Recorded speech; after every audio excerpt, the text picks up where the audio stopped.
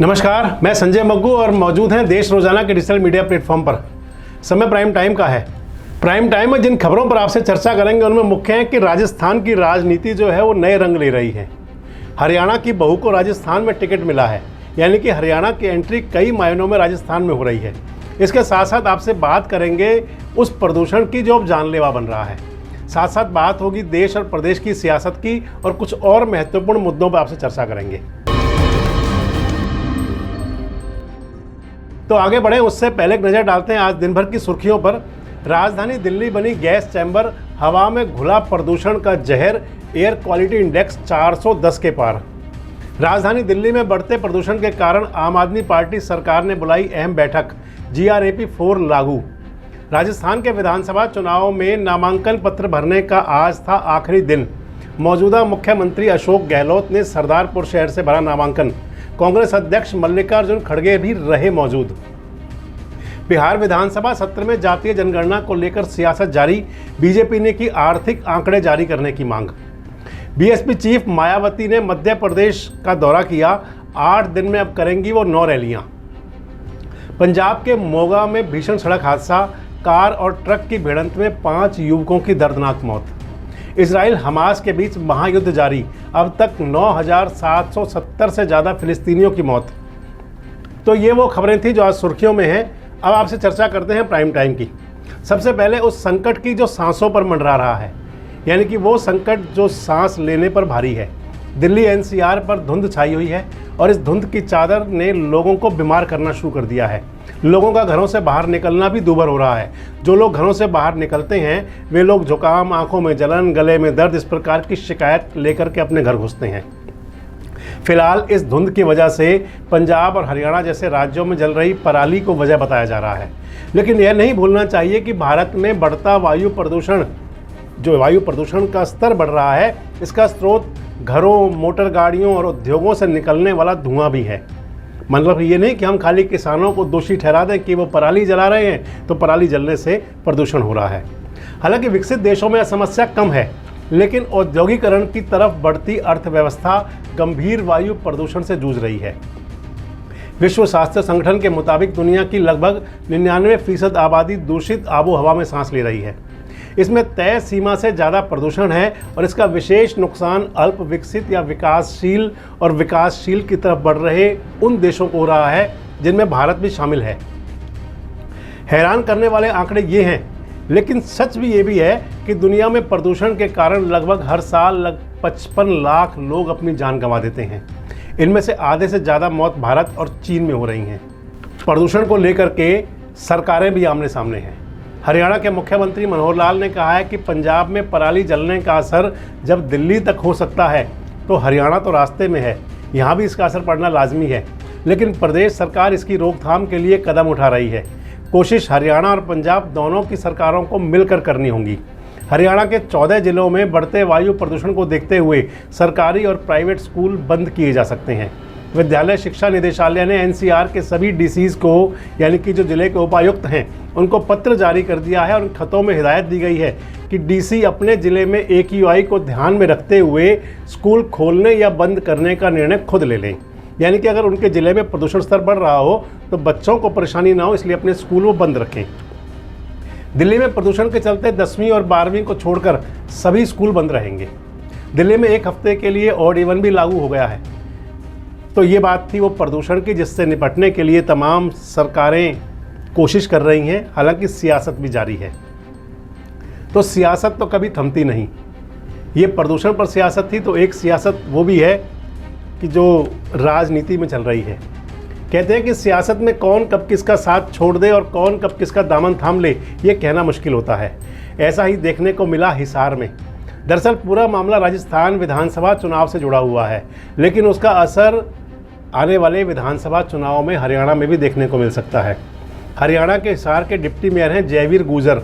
उनकी पत्नी को, यानी कि उनकी धर्मपत्नी है मनीषा, उनको कांग्रेस ने राजस्थान विधानसभा में खेतड़ी विधानसभा क्षेत्र से अपना उम्मीदवार बनाया है।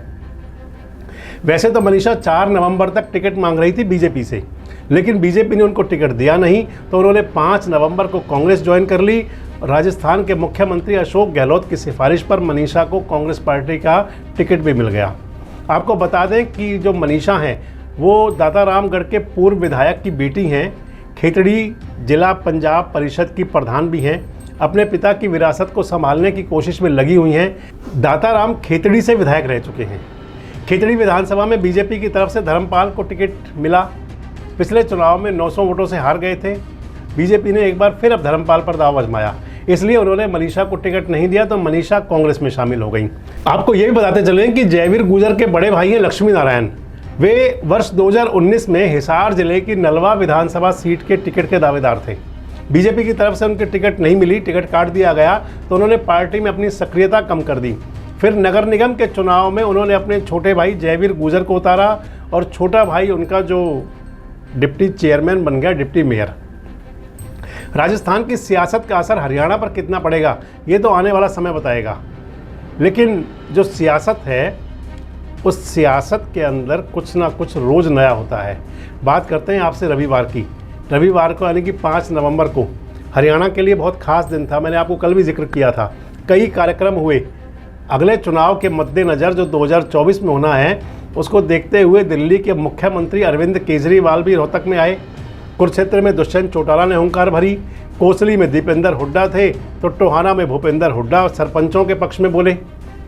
सबसे ज़्यादा जो ध्यान गया हरियाणा के अंदर पूरे में, मैंने आपसे कल भी कहा था, वो गया तेजाखेड़ा फार्म हाउस पर। इंडियन नेशनल लोकदल के नेता अभय चौटाला के पोते यानी कि चौधरी देवीलाल की 5वीं पीढ़ी उधम सिंह, उनका कुआं पूजन था।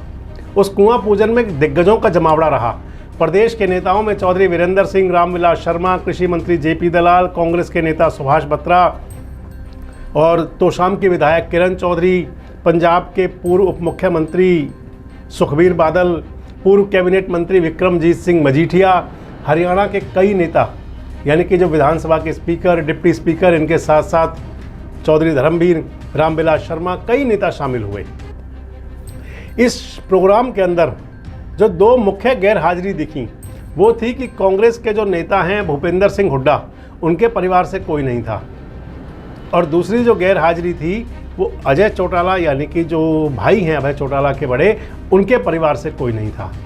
तो ये दोनों गैर हाजिरी तो वाजिब थी, लाजमी थी, क्योंकि अजय सिंह चौटाला और अभय सिंह चौटाला के बीच में जो दीवार खिंच चुकी है वो बहुत बड़ी है। अगर ये मान लें कि भूपेंद्र सिंह हुड्डा के सियासी प्रतिद्वंदी हैं अभय सिंह चौटाला, तो ये भी बड़ी बात नहीं है। लेकिन जो नेता लोग थे वहाँ पर, खासकर बीजेपी के नेता थे, जेपी दलाल थे, रामविलास शर्मा थे, उन सबका ये कहना था कि ये कोई कार्यक्रम सियासी नहीं है जिसमें हम आए हैं, ये सामाजिक कार्यक्रम है, ये पारिवारिक कार्यक्रम है, और पारिवारिक कार्यक्रम में जाने से इनकार किया नहीं जा सकता। लेकिन इस कार्यक्रम में सियासत का तड़का खूब लगा। सियासत का तड़का तो मैंने आपको पहले ही बता दिया कि तमाम हरियाणा के अंदर लगा था। रविवार को तमाम नेताओं ने अपना छौंक लगाया था हरियाणा की राजनीति के अंदर और अपना दम दिखाने की बात की थी। तो इसी बीच एक बड़ी खबर और थी। वो खबर ये थी कि दुष्यंत चौटाला दिल्ली के मुख्यमंत्री अरविंद केजरीवाल पर जमकर बरसे। आपको ध्यान होगा 2019 का लोकसभा चुनाव, जिस चुनाव के अंदर दुष्यंत चौटाला की पार्टी और आम आदमी पार्टी पार्टनर थे, दोनों ने गठबंधन में चुनाव लड़ा था, और कहा यह जाता था कि अरविंद केजरीवाल की पार्टी ने उस समय पे डॉक्टर अजय सिंह चौटाला की खूब मदद की थी, क्योंकि डॉक्टर अजय सिंह चौटाला तिहाड़ जेल में थे। अभय सिंह चौटाला ने और ओम प्रकाश चौटाला ने आरोप भी लगाए थे कि जो दिल्ली के मुख्यमंत्री हैं, दिल्ली की आप सरकार है, उनके साथ राजनीति करती है। लेकिन राजनीति है ना, क्योंकि आज दुष्यंत चौटाला बीजेपी के साथ हैं, गठबंधन सरकार के उप मुख्यमंत्री हैं, तो अपने जो पुराने उनके पार्टनर थे, उस पार्टनर पार्टी के मुखिया अरविंद केजरीवाल पर जमकर बरसे। वो कह रहे हैं कि अरविंद केजरीवाल विचलित रहते हैं, पंजाब में पहुंचकर हरियाणा को SYL पानी ना देने की बात करते हैं और दिल्ली पहुंचकर पानी मांगते हैं, हरियाणा पर कम पानी देने का आरोप लगाते हैं। वहीं पंजाब में पराली जलती है तो केजरीवाल कहते हैं कि हरियाणा के कारण प्रदूषण बढ़ रहा है।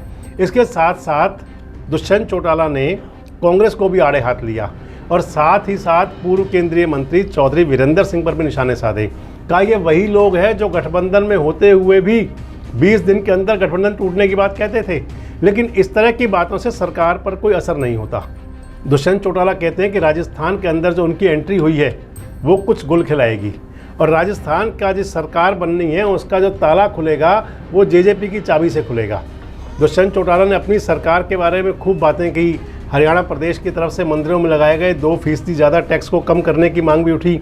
इस पर उन्होंने कहा कि संभव हुआ तो जनवरी तक इसे शून्य किया जा सकता है। तो ये सब बातें हरियाणा की राजनीति की थी। और अब बात करते हैं आपसे मध्य प्रदेश के विधानसभा चुनाव को लेकर। कांग्रेस पूरी शिद्दत से चुनाव प्रचार कर रही है।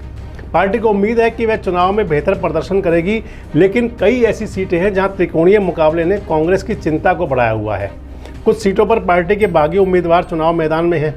बीएसपी और गोंडवाना गणतंत्र पार्टी जो है, उन्होंने गठबंधन किया हुआ, और वो गठबंधन जो है कहीं टेंशन दे सकता है कांग्रेस को। प्रदेश में कांग्रेस कई दिन की मशक्कत के बावजूद पार्टी के बागी उम्मीदवारों को मनाने में असफल है। नामांकन वापस लेने की अंतिम तारीख खत्म होने के बाद कांग्रेस ने ऐसे 39 नेताओं को 6 साल के लिए पार्टी से निकाल दिया। जो खबरें सामने आ रही हैं उनके मुताबिक ये बागी उम्मीदवार हैं, ये कांग्रेस के लिए मुश्किल बन रहे हैं। कई सीटों पर लड़ाई त्रिकोणीय है और इसका फ़ायदा बीजेपी को मिल सकता है। वहीं जो बीएसपी और गोगपा का गठबंधन है वो भी कई सीटों पर असर डालेगा। अगर 2018 के चुनाव की बात करें तो गोगपा ने समाजवादी पार्टी के साथ गठबंधन करके चुनाव लड़ा था और 1 सीट जीती थी। उस चुनाव में गोगपा ने चुनाव में 20 सीटों पर नुकसान पहुंचाया था कांग्रेस को। वहीं बीएसपी के चुनाव लड़ने से भी कई सीटों पर त्रिकोणीय लड़ाई चल रही है। पिछले विधानसभा चुनाव में बीएसपी ने मध्य प्रदेश में 2 सीटें जीती थी। सियासत के जानकार कहते हैं कि मध्य प्रदेश की विधानसभा चुनाव में इस बार लगभग 70 सीटों पर मुकाबला त्रिकोणीय है, जबकि 2018 के चुनाव में 55 सीटों पर त्रिकोणा मुकाबला हुआ था। इनमें से ज़्यादातर सीटें बीजेपी जीत गई थी। ऐसे में जो त्रिकोणा मुकाबले की जो सीटें हैं वहाँ कांग्रेस अपना प्रचार आक्रामक कर रही है ताकि कहीं बात बन जाए। तो इन सियासी खबरों के साथ ही, यानी कि जो मध्य प्रदेश में चुनाव है, चुनाव की खबरें और हरियाणा में चुनाव की तैयारी है, प्रदूषण पर हमने आपसे पहले कहा कि संभल कर रहे और संभल कर रहने की, क्योंकि जब तक प्रदूषण है तब तक आपके लिए भी टेंशन हो सकती है। बचना ही सबसे ज़रूरी है और कहते हैं ना कि बचाव में ही बचाव है। तो इस प्रदूषण के स्तर से बचने के लिए ज़रूरी है कि अगर हो सके तो आप घर से कम निकलें। अगर आपको कोई परेशानी है तो उस समय अपना ध्यान रखें, मास्क लगाकर बाहर निकलें। और अगर आप सांस के या किसी और प्रकार के रोगी हैं तो किसी भी तरह से बाहर निकलने से परहेज करें। इस संदेश के साथ ही लेते हैं आज आपसे इजाज़त। कल फिर मुलाकात होगी प्राइम टाइम में कुछ उन खबरों और मुद्दों के साथ जो रखती हैं आपसे सरोकार। तब तक अपना ध्यान रखें। शुभ रात्रि। हमारे साथ जुड़े रहने के लिए देखते रहिए देश रोजाना का यूट्यूब चैनल। सब्सक्राइब कीजिए, साथ ही देश रोजाना की खबरें सबसे पहले देखने के लिए प्रेस कीजिए बेल आइकन।